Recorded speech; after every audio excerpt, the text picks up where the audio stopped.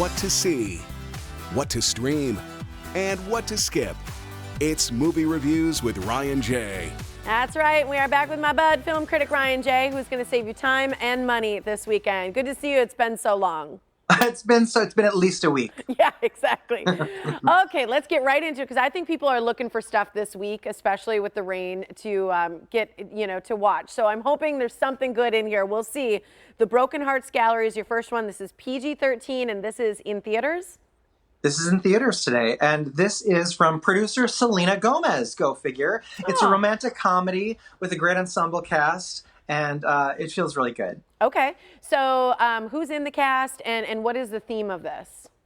Sure. Well, this stars Geraldine Viswanathan, who is from Blockers, Dacre Montgomery from Stranger Things, Philippa Sue, who we love as Eliza Schuyler in Hamilton on Broadway, and then Bernadette Peters. And I just love this group of people because the characters are all so relatable. They're quirky. It's like you want to be friends with them. You feel like you would fit right in. If you've ever been through a bad breakup and then didn't handle it well, or, it's just a comedy about that pain and you get to laugh at it and with it, and it's really fun to watch. And who has not been through a bad breakup? Let's be honest. So I like that. I think that is super relatable, like you said. Is there good chemistry in throughout this?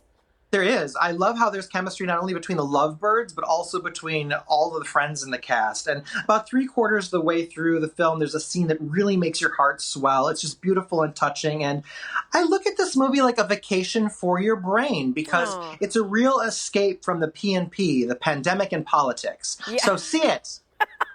See it. There you go. I like that one. That was the Broken Hearts Gallery. Okay, your next one is Rent-A-Pal. This is rated R. This is opening in drive-ins, select theaters, and on demand.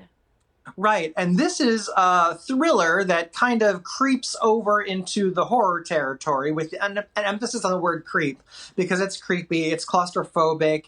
It drove me a little bit nuts in terms of the atmosphere. It's set in the VHS era, and it's filmed like it was films are made in the 80s. I mean, I like that kind of idea, but you said it's kind of like a dating app. Why? Right. Well, if it makes you think about the dating apps today, how easy it is that we have it to kind of swipe left or swipe right. In the 80s, people had to go in and videotape themselves on VHS, and they would trade VHS tapes showing clips of like who they are and trying to introduce and choose potential, dates that way. So in retrospect, I think, we've got it good today.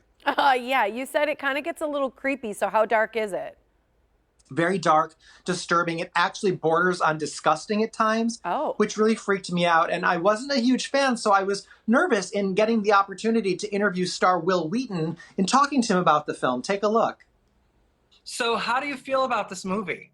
I'm so proud of this movie. It is everything I hoped it would be when I fell in love with the script. I'm curious to know how you fell in love with the script because seeing it's quite disturbing and dark and unsettling and it lacks redemptive quality for some of the characters. Not that that's necessary. It's the ride that it is, right? But what about this material drew you to it?